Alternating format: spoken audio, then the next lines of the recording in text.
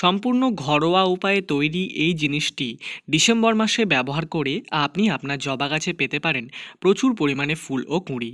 নমস্কার বন্ধুরা, কেমন আছেন আপনারা সবাই? আশা করি সবাই খুব ভালো আছেন। আজকে আবার একটি নতুন ভিডিওতে আপনাদেরকে অনেক অনেক স্বাগত জানাই। এই ভিডিওতে কিভাবে আপনারা জবা গাছের যত্ন করলে ভালো রকম ফুল পাবেন এবং বাড়িতে সম্পূর্ণ ঘরোয়া উপায়ে জিনিসটি কিভাবে তৈরি করবেন ও কিভাবে গাছে ব্যবহার করবেন সেই সংক্রান্ত সমস্ত কিছু কিন্তু বিস্তারিতভাবে বলবো। তাই আপনারা ভিডিওটি একটু স্কিপ না করে অবশ্যই শেষ পর্যন্ত দেখার চেষ্টা করবেন, তাহলে সমস্ত পদ্ধতিটা বুঝতে পারবেন এবং নিজেদের কাছেও ভালো ফুল ফোটাতে পারবেন।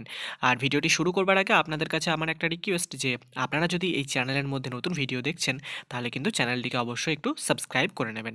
তাহলে চলুন আজকের ভিডিওটা আমরা শুরু করে নিই।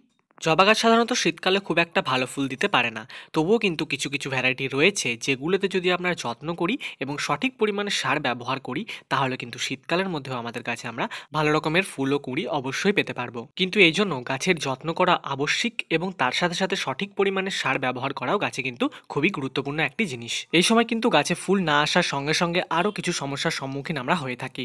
প্রথমত হচ্ছে এরকমভাবে গাছের পাতাগুলো দেখবেন হলুদ হয়ে গাছ থেকে ঝরে পড়ছে, এবং দ্বিতীয়টি হলো গাছে যে সমস্ত কুঁড়িগুলো আসবে সেগুলো কিন্তু এরকম শুকিয়ে অথবা হলুদ হয়ে ঝরে পড়বে। এই দুটি সমস্যায় কিন্তু প্রধানত দুটি কারণের জন্য হয়ে থাকে। প্রথমটি হলো তাপমাত্রার পার্থক্য। এই সময় দিনের বেলায় তো সূর্যের আলোর কারণে একটু গরম থাকে, কিন্তু রাত্রেবেলায় যেহেতু শিশির পড়ে তাই সেই সময় কিন্তু ঠান্ডা থাকে। তো এই ঠান্ডা ও গরমের পার্থক্যের কারণেই কিন্তু প্রধানত আমাদের গাছের পাতাগুলো হলুদ হয়ে ঝরে পড়ে এবং কুঁড়িগুলোও গাছ থেকে এরকম শুকিয়ে শুকিয়ে ঝরে পড়তে থাকে। আরেকটি কারণ হলো গাছের মাটি এরকম ভেজা ভেজা থাকা, অর্থাৎ আপনার গাছের মাটিতে যদি জল জমতে থাকে তাহলেও কিন্তু গাছের পাতা হলুদ হয়ে যায় এবং গাছের কুঁড়িগুলোও কিন্তু হলুদ হয়ে ও শুকিয়ে শুকিয়ে ঝরে পড়তে থাকে। তাই এই সময় কিন্তু প্রতিদিন গাছে জল দেওয়ার প্রয়োজন নেই। আপনারা চাইলে একদিনের গ্যাপে গাছে জল দিতে পারেন, অথবা যদি সব থেকে ভালো হয় গাছের মাটিটা একটু হাত দিয়ে দেখবেন যে ভেজা ভেজা লাগছে কিনা।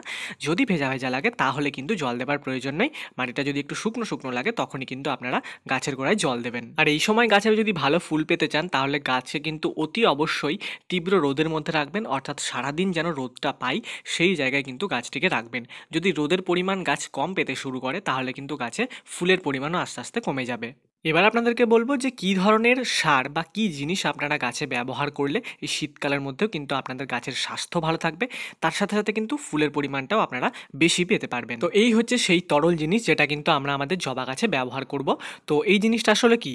এই জিনিসটা হচ্ছে খোল পচা জল। এই খোল পচা জলকে কিন্তু আসলে সুপারফুড বলা হয়, অর্থাৎ এটি ব্যবহার করলে কিন্তু গাছে আর কোনো রকমের সার ব্যবহার করার প্রয়োজন হয় না। কিন্তু এটি কিভাবে গাছে ব্যবহার করবেন সেইটি যদি আপনারা না জানেন তাহলে কিন্তু হিতে বিপরীত হতে পারে। এই খোল পচা সার তৈরির জন্য আপনাদের প্রয়োজন হবে মোটামুটি 100 গ্রাম পরিমাণ সরিষার খোল এবং তার সঙ্গে সঙ্গে 1 লিটার জল।